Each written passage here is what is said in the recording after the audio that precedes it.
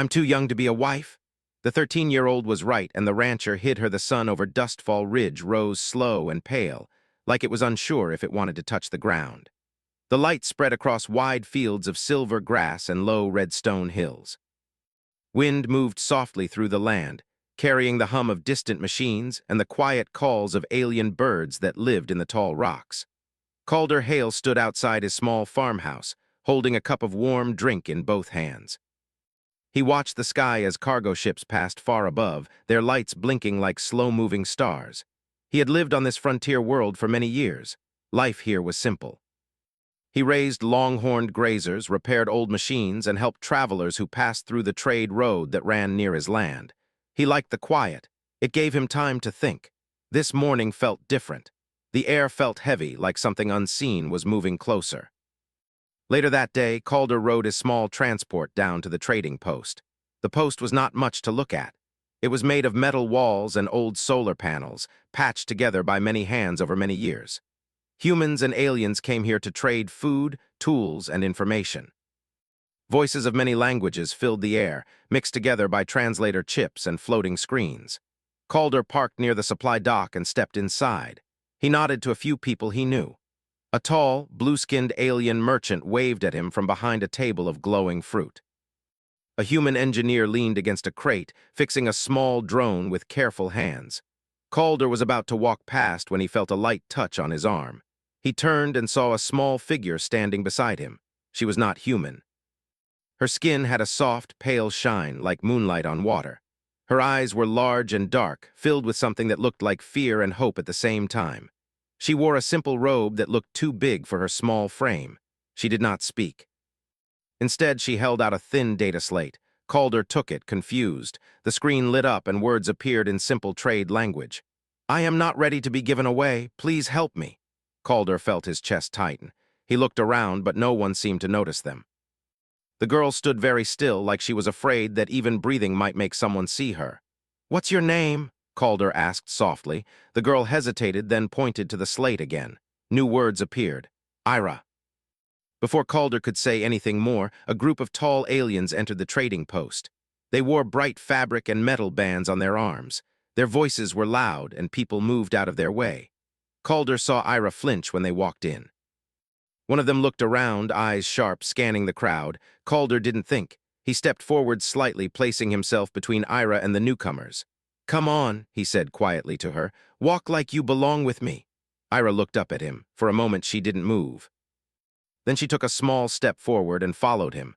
They walked out of the trading post and back to Calder's transport. His hands were steady, but his heart was beating fast. He didn't know what he was doing. He only knew he couldn't leave her there. As they drove away, Calder glanced in the mirror. The tall alien stood at the edge of the trading post, looking around. One of them raised a device, scanning the area. Calder turned off the main road and drove toward the open land. The ride was quiet. Ira sat in the seat beside him, hands folded in her lap. She looked out the window at the wide fields and sky. "Are they looking for you?" Calder asked. She nodded slowly. "Why?" he asked. She touched the slate again. The words appeared. "They say I am old enough. They say it will make our people stronger. I say I want to learn, I want to see more worlds." Calder swallowed. He had seen many cultures in his life. Some were kind, some were strict, and some followed rules that humans had left behind long ago. But he had never been able to accept one thing, taking a child's future and deciding it for them. "You don't have to go back," he said. Ira looked at him, her eyes wide. "They will not stop." "I know," Calder said, "but neither will I." They reached the edge of his land as the sun dipped lower. Calder didn't stop at the farmhouse. Instead, he kept going past the familiar fields and into the rocky hills beyond. Ira watched the land change. Tall stones rose like broken towers. Old metal structures stood half-buried in the ground. These were from the first days of the planet, when humans had tried to shape the land with machines.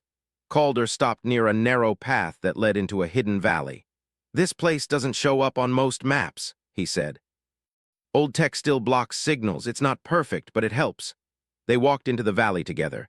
Inside, the air felt calm and still. A small stream ran through the center, and strange, glowing plants lined the banks. Calder had built a small shelter here long ago, just in case he ever needed to disappear for a while. Ira touched the glowing leaves, her face filled with quiet wonder. They sat near the stream as the sky darkened. Calder gave her some food from his pack. She ate slowly like every bite was something new. "You're safe here for now," he said. "For now," she repeated softly. That night, Calder lay awake, listening to the sounds of the valley. He thought about the tall aliens at the trading post. He thought about the way Ira had held the slate, like it was her last hope. He knew trouble would come. The next day, news screens across the planet lit up with messages. A representative from Ira's people spoke in calm, formal words. They said a young member of their community had gone missing. They said she was important to an upcoming cultural event. They asked for cooperation. Calder watched the broadcast on a small, portable screen in the valley. Ira sat beside him, her shoulders tense. "They don't say what it really is," she said. "No," Calder replied. "They rarely do." Later that day, a small drone buzzed high above the valley. It passed over once, then again. Calder shut off all his devices and moved deeper into the rocks. The old towers hummed softly, doing their job. Ira followed him, her steps quick but quiet. "Why are you helping me?" she asked as they sat in the shadow of a stone wall. Calder thought about the question for a long time. "Because someone once helped me," he said finally. "When I was young, I wanted to leave Earth. Everyone told me I was making a mistake. One person told me it was my choice. That's why I'm here now." Ira looked at him, thinking. That evening, they found an old communication array near the edge of the valley. It was broken and covered in dust, but Calder knew how to fix things like this. He worked with careful hands while Ira watched closely. "What will this do?" she asked. "It can send a message far," he said, "farther than most people here want." Ira was quiet for a long time. Then she stepped forward. "I want to tell them," she said, "not just my people, everyone." Calder looked at her, surprised. "Are you sure?" She nodded. "If they hear me, maybe they will listen." They recorded the message as the stars came out. Ira stood in front of the camera, her hands shaking at first. Then she took a deep breath. She spoke about her dreams. She spoke about wanting to learn, to explore, to grow before being asked to carry the future of others. She didn't sound angry. She sounded honest. Calder uploaded the message into the trade network and sent it out. They watched the signal light fade into the sky. For a moment, everything was quiet. Then Calder's screen started to blink. Messages appeared from distant worlds, from humans and aliens alike. Some were short. Some were long, many were simple words of support. Ira read them slowly, her eyes shining. "They heard me," she said. "Yes," Calder replied, "they did." But Calder also knew something else. Now everyone would be coming. He looked out at the dark horizon where faint lights moved in the distance. Ships, drones, people who wanted answers. He stood up and placed a hand on Ira's shoulder. "Whatever happens next," he said, "you won't face it alone." Ira looked up at him and gave a small, brave smile. Above them, the stars burned bright, silent witnesses to a small moment that was starting to change something much bigger than a single world. The valley felt smaller now. Calder could sense it even before the first ship appeared in the sky. The air seemed tighter, like the land itself knew it was being watched. Ira sat near the stream, tossing small glowing stones into the water and watching the light ripple across the surface. She tried to look calm, but her eyes kept lifting to the sky. Calder was working on the old shelter, fixing a loose panel on the roof. His hands moved by habit, but his mind stayed on the message Ira had sent into the stars. He knew that once words traveled that far, they could not be pulled back. The galaxy had heard her voice. That was good. It was also dangerous. A soft hum rolled across the valley, low and deep. Calder froze. He looked up. A small ship passed far above the hills, its metal body shining in the sunlight. It didn't stop, but it didn't rush either. It moved slow, like it was taking a careful look. Ira stood up. "They're closer," she said quietly. "Yes," Calder replied, "they are." They moved deeper into the valley, where the old terraforming towers stood like broken giants. Thick metal roots ran into the ground, still humming with weak power. Calder knew these machines were the reason scanners had trouble here. The signal waves bent and twisted around the old tech, hiding anything inside like a shadow behind a wall. Calder led Ira to a narrow space between two large stone slabs. Inside, there was a small cave he had found years ago. He had stored water, food, and a few tools there just in case. They sat inside, listening. The sky outside grew louder. Drones buzzed like metal insects. Voices echoed faintly from far away, carried by speakers and translators. "By order of the Trade Council," a voice said, smooth and calm. "We ask for the return of the young one known as Ira. She is under the care of her people." Ira's hands curled into her robe. "They say care," she whispered, "but they mean control." Calder placed a hand on the ground, steadying himself. He knew the law well enough. Trade councils had power. Treaties were written in clean words that often ignored the messy truth of real lives. "They can ask," he said, "but they can't take." Ira looked at him. "Why not?" "Because you asked first," Calder replied, "and you asked to be free." The voices outside faded, replaced by the sound of footsteps, not running, walking, careful, slow. Calder held up a finger, asking for silence. He moved to the edge of the cave and peeked out. A group of people stood near the stream. Not just aliens from Ira's world, but humans too. Traders, officials, and a few settlers Calder recognized from nearby lands. They were talking, pointing at the valley walls, at the towers, at the ground. They weren't acting like a hunting party. They looked confused. One of the humans, a woman with short, dark hair and a badge on her jacket, stepped forward.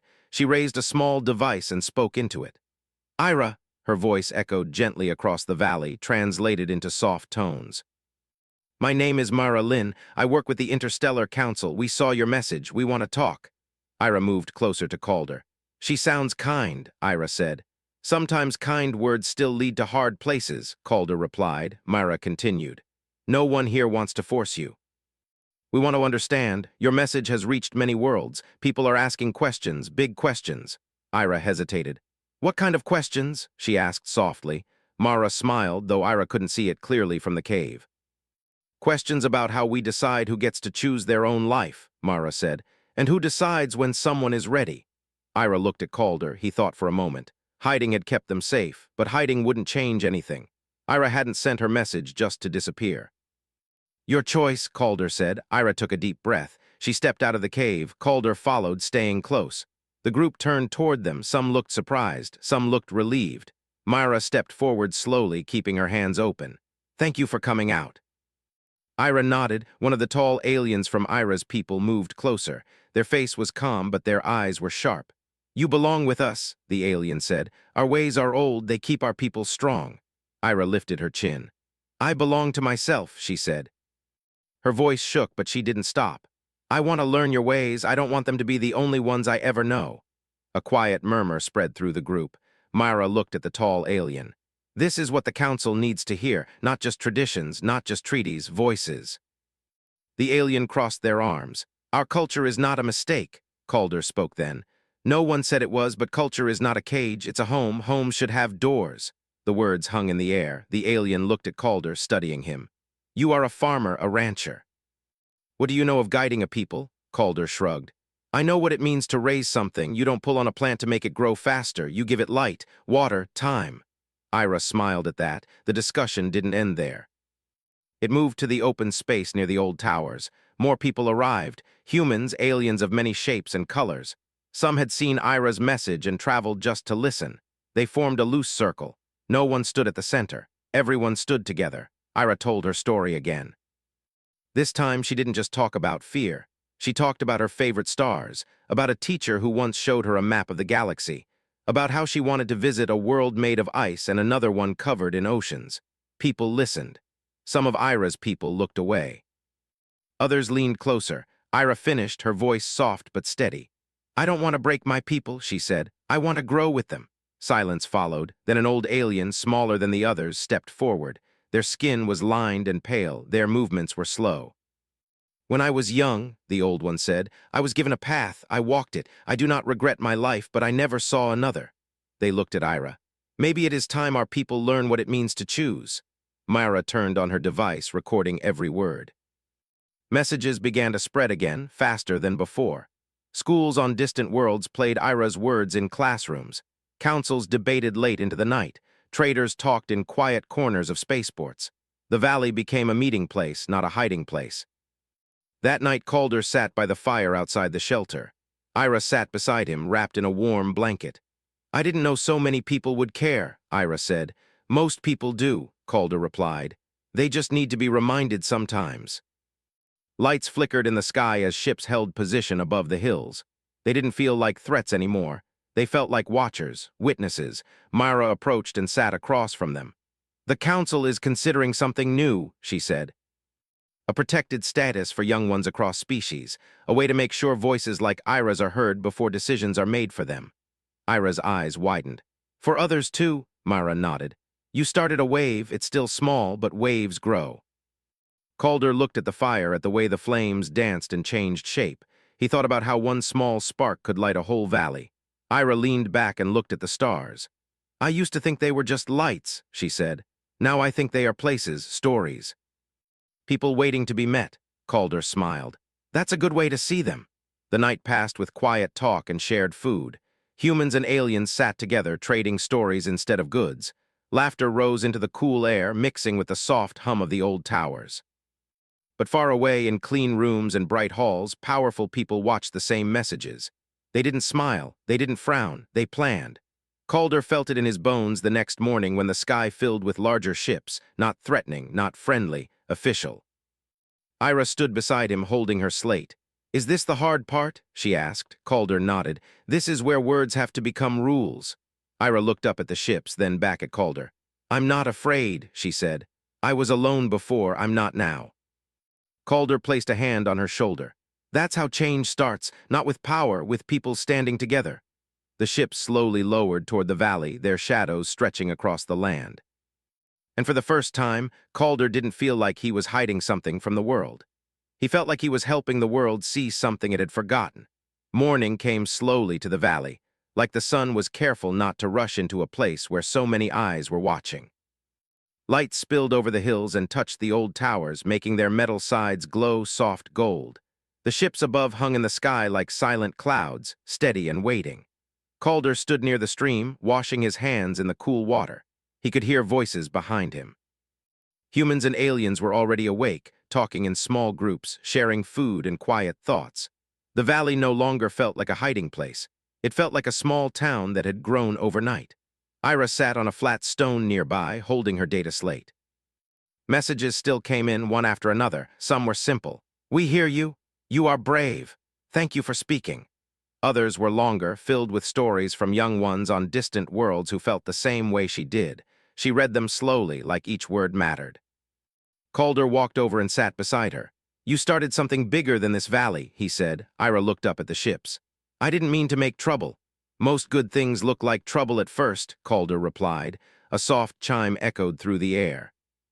One of the larger ships lowered a small platform toward the ground. It stopped near the edge of the valley. A door opened and several figures stepped out. Myra Lynn was among them. She walked forward, her steps calm and steady. Behind her were council members from different worlds. Some wore flowing robes, others wore simple uniforms. Their faces showed curiosity, worry, and something close to hope. Myra raised her voice so everyone could hear. We are here to listen, not to command. A quiet moved through the valley. People gathered, forming a wide circle again. Ira stood up. Her hands shook, but she didn't hide them. She walked forward with Calder at her side. One of the council members, a tall being with silver eyes, spoke. Your message has reached many systems. It has opened debates we have avoided for a long time. Ira nodded. I didn't want to fight, she said. I just wanted to speak. And now many are speaking with you, the council member replied. They sat on simple chairs brought from the ship. The meeting didn't feel like a court. It felt like a long conversation that had been waiting to happen for years. A teacher from a distant moon spoke about her students, who had asked why some children across the stars could choose their futures while others could not. A trader talked about cultures he had seen change slowly over time, becoming stronger instead of weaker. An alien from Ira's people stood and spoke next. Our ways were made to protect us. Long ago our world was harsh, families had to be close, bonds had to be strong. Ira listened carefully. The alien continued. But our world is not the same now, the stars have opened. Maybe our ways must open too. Ira stepped forward. I don't want to leave my people, she said. I want to walk with them, just not on a path I didn't choose. There was no shouting, no anger, just quiet thought. Calder watched the faces around the circle. He saw something change in small ways. A nod here, a thoughtful look there. It wasn't a big moment, it was many small ones. Later, the council asked for time. They returned to their ship, promising to send their decision across the network. The waiting was harder than the hiding had been. Days passed. The valley became a place of learning. A human engineer taught a group of alien children how to fix a small drone. An alien storyteller shared old legends under the stars. Ira joined a group of young ones from different worlds, drawing maps of places they wanted to visit someday. Calder watched from a distance, leaning against an old tower. He felt proud and worried at the same time. One evening, Ira sat beside him again. "What if they say no?" she asked. Calder thought for a long time before answering. "Then we keep talking. Change doesn't always come the first time you knock on the door." Ira looked down at her hands.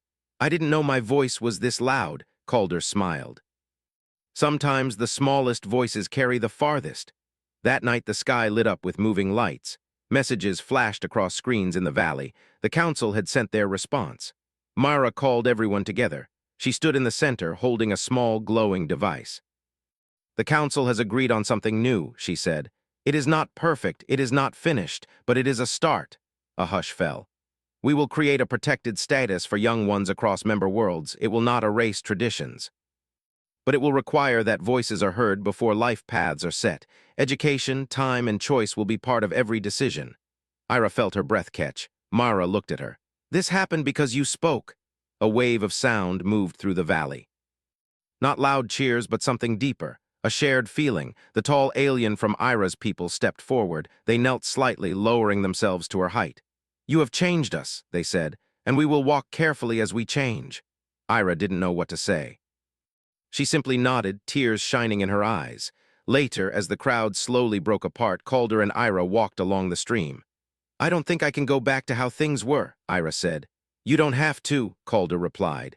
"You get to build something new now." "But I don't know how." Calder picked up a small stone and skipped it across the water. "No one ever really knows, they just start." The next morning, ships began to leave. Some people stayed. They wanted to help build a small learning center in the valley. A place where young ones from different worlds could come and share stories, lessons, and dreams. Calder helped where he could, fixing walls, carrying tools, showing people how the old towers worked. Ira became a guide without meaning to. She showed new arrivals the stream, the glowing plants, the cave where she had first hidden. She told them how scared she had been and how she wasn't anymore. One afternoon, a small group of children asked her, "Are you a hero?" Ira laughed. "No. I was just tired of being quiet." Calder heard that and smiled. But not everyone in the galaxy was happy. Far away, in a bright hall of polished stone, a group of leaders spoke in low voices. They worried about what this change would mean, about treaties, power, and balance. "This is only the beginning," one of them said. "If young ones choose, what comes next?" Another replied, "Maybe we choose too." The words hung in the air, heavy and uncertain. Back in the valley, life moved forward. Ira stood on a small hill, looking at the stars as the sun set. Calder joined her. "I used to think the universe was too big for me," she said. "Now I think there's space in it for me." Calder nodded. "There's space for all of us, we just have to claim it." A small ship landed nearby. A human teacher stepped out, carrying boxes of books and learning screens. "More supplies," she called. "Looks like this place is becoming something official." Ira grinned. "I like that." Calder watched the valley, now filled with voices, lights, and life. He thought about the morning he had met Ira at the trading post. How one small choice had led to all this. He didn't feel like a hero. He felt like a neighbor who had opened a door. That night, as stars filled the sky, Ira sent one more message into the network. It was simple. "I am still learning. So are we all." The message traveled far, past worlds of ice and fire, past ships and stations, into places Calder would never see. And somewhere another young voice read it and felt a little less alone. The valley slept under the soft glow of the old towers, no longer a place to hide, but a place where futures could begin. The valley did not wake up all at once anymore. It woke in layers. First, the old towers hummed softly as the sun rose. Then birds and small creatures stirred among the rocks. Then voices followed, low and calm, as people stepped out of shelters and tents to begin another day. Calder noticed the change while pouring water into a cup. The valley was no longer just a meeting place. It was becoming a home for ideas. Ira walked along the stream, greeting people as she passed. She was taller now than when Calder had first met her, or maybe she just stood straighter. She carried her data slate under one arm, filled with notes, messages, and drawings. Children from different worlds followed her, asking questions that never seemed to end. Calder watched her from a distance and felt something warm in his chest. Not pride exactly. Something quieter, like relief. That morning, Mara Lynn returned from orbit with news. She gathered everyone near the center of the valley, where a wide, flat space had been cleared. People sat on stones, crates, and the ground itself. The council has approved the next step, Mara said. They want this valley to become a neutral learning site, a place protected by shared agreement. A soft wave of sound moved through the group. People looked at each other, surprised and thoughtful. What does that mean? Someone asked. It means no single world owns this place, Mara explained. It belongs to everyone who comes to learn, teach, and listen. Ira felt her heart beat faster. She looked at Calder. That sounds big, she said. It is, Calder replied. Big things start small. But not everyone felt calm about the news. Later that day, a delegation from Ira's people arrived. They did not come with ships full of guards or loud demands. They came quietly, walking into the valley as guests. Ira saw them first and stopped walking. Her hands tightened around her slate. Calder stepped closer to her. You don't have to face them alone. I know, Ira said, but I want to face them. They met near the stream. The leader of the delegation bowed slightly. You have brought change to many worlds, the leader said. Our elders are divided, some are afraid. Ira nodded. I was afraid too. One of the elders stepped forward, their voice gentle. We have lived by our traditions for generations. We worry that letting go will make us weak. Ira took a breath. I don't want you to let go of everything. I just want space to grow inside it. The elder studied her for a long moment. You speak with care, they said. That gives us hope. The conversation lasted hours. They talked about education, about age, about choice. They did not agree on everything, but they listened. That mattered. When the elders left, Ira sat by the water, exhausted. I didn't know talking could be so hard, she said. Calder smiled. Talking is easy. Listening takes work. As days passed, more visitors arrived. Teachers brought lessons. Engineers brought tools. Artists brought music and images from their worlds. The valley filled with shared effort. Calder found himself teaching again, something he hadn't done in years. He showed a group of young ones how to repair old machines, how to listen to a hum and know what it meant. He enjoyed it more than he expected. Ira spent time in classes and discussions, but she also spent time alone, thinking. Change had moved fast. Sometimes it felt like too much. One evening, she climbed a small hill near the edge of the valley. Calder followed a short time later. You look tired, he said. I am, Ira replied. Everyone wants something from me, my story, my opinion, my time. Calder nodded. That's the weight of being heard. I never asked to be important, she said. No one does, Calder replied, but importance isn't about being above others, it's about being useful to them. Ira thought about that as she watched the stars appear. Below them, the valley glowed with soft lights. It was beautiful but also fragile. Calder knew that not all conflicts ended with agreement. Some waited, and soon one arrived. A message came from a powerful trade group outside the council. They did not threaten, they questioned. They asked whether these new ideas would disrupt stability, whether tradition should bend so easily. Mara shared the message with Calder and Ira. They want a formal review, Mara said. A public one? Ira felt a knot form in her stomach. That means speaking again. Yes, Mara replied, but this time you won't be alone, others will speak too. The review took place through the network. Screens were set up across the valley. Faces from many worlds appeared, watching and listening. Ira spoke first, but briefly. She talked about learning, about time, about choice. Then others spoke. Parents, teachers, elders, even young ones. Calder listened as a young alien from a distant system said, I didn't know I could ask questions until I heard Ira. That moment stayed with him. The review did not end with applause or cheers. It ended with quiet agreement, with notes taken, with plans to test, to measure, to adjust. Change was moving forward, slowly now, but firmly. After the review, the valley felt calmer, like it had taken a deep breath. Ira walked with Calder back toward the shelter. Do you ever miss the quiet? She asked. Calder thought about the days when the valley had been empty, when he had come here to hide from the world. Sometimes, he said, but I don't miss being alone. Ira smiled at that. The next morning, something unexpected happened. A small group of elders from different species arrived together. They asked to sit with the children. They didn't lecture. They listened. Ira watched as one elder asked a child what they wanted to learn next. The child answered without fear. That more than any law or message felt like progress.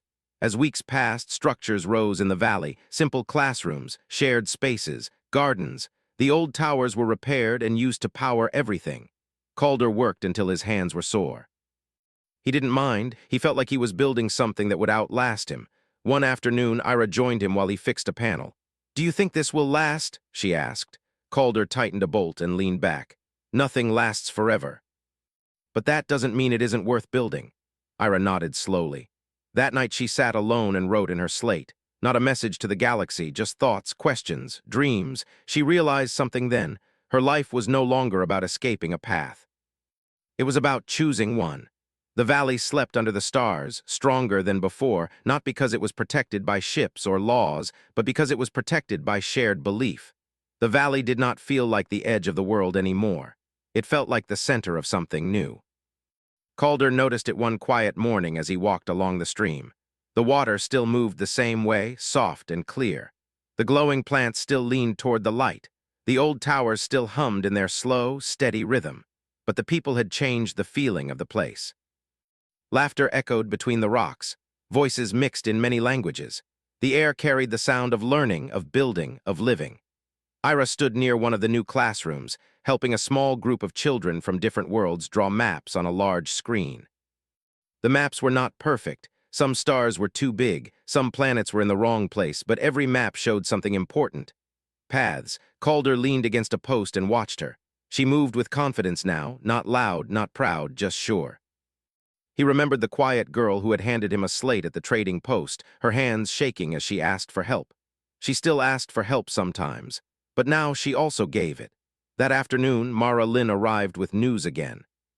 She walked through the valley, greeting people, stopping to listen, smiling when children showed her their work. She found Calder near the old towers. "The council has finalized the agreement," she said. "This valley is now officially recognized as a shared learning world." Calder raised an eyebrow. "A whole world?" Mara nodded. "Not just this valley, the planet. No single group can claim it. It will remain open to all who come in peace and curiosity." Calder looked out across the land, the hills stretching into the distance. He had thought of this place as his home for a long time. The idea of sharing it with the galaxy felt strange, but not wrong. Ira ran over when she heard the news. "Does that mean more people will come?"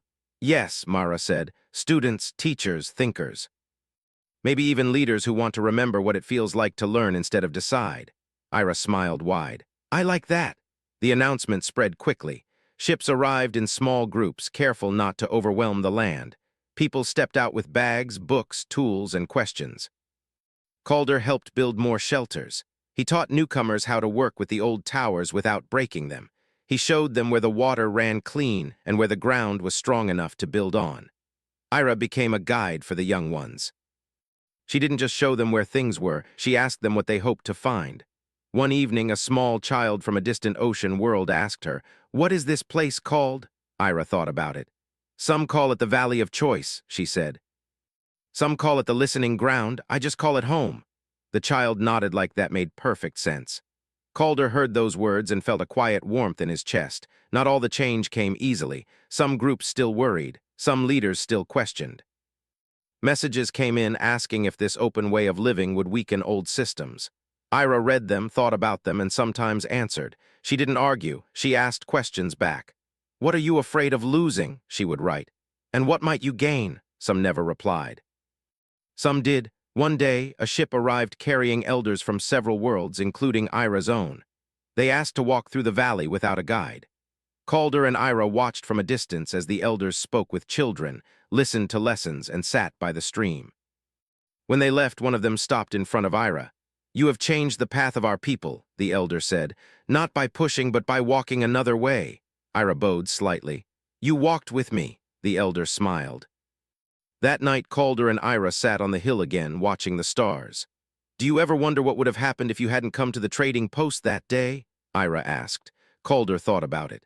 "I wonder what would have happened if you hadn't handed me that slate." Ira laughed softly. "I almost didn't. I was scared." "Being brave doesn't mean not being scared," Calder said. "It means doing something anyway." Ira looked at the sky. "I don't feel like I did something big." Calder skipped a small stone down the hill. "Big things are just a lot of small things that didn't give up." The seasons began to change. The silver grass turned a deeper shade. The air grew cooler. The valley adapted like it always had. One morning, Ira received a message from a young one on a far-off mining world. "I told my family I want to learn before I work," the message said. They said no at first, but then they listened. They're thinking now, thank you. Ira showed the message to Calder. He read it twice. Looks like your voice is still traveling, he said. Ira smiled, but her eyes were thoughtful.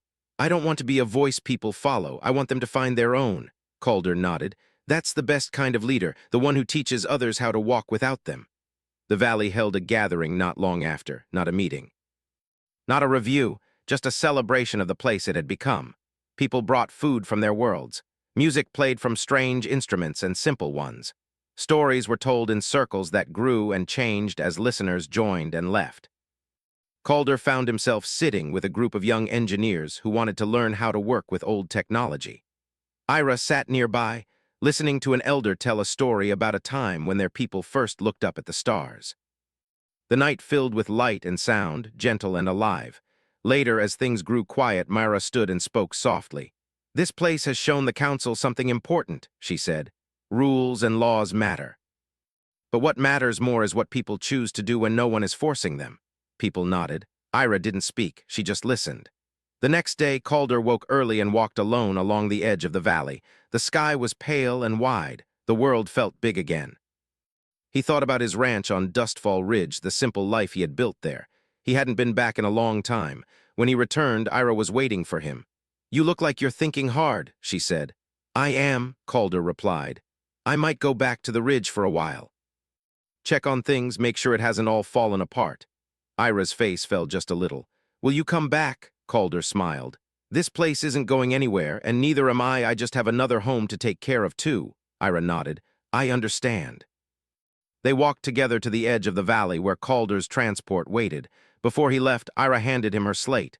What's this? He asked. Open it later, she said. Calder did. The screen showed a simple message. Thank you for opening a door. I'm learning how to keep it open. Calder felt his throat tighten. He nodded and climbed into his transport.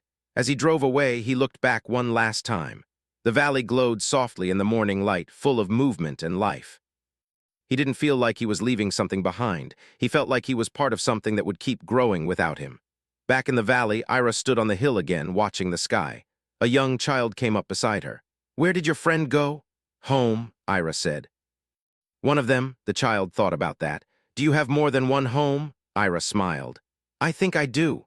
She looked at the valley, at the people, at the stars above. She had once been afraid that the universe was too big, that her voice would disappear inside it. Now she knew something else. The universe was big because it was full of voices, and there was always room for one more. The old towers hummed, steady and calm, as the valley continued to grow, not just in size, but in meaning. A place where no one was told who they had to be. A place where futures were not given,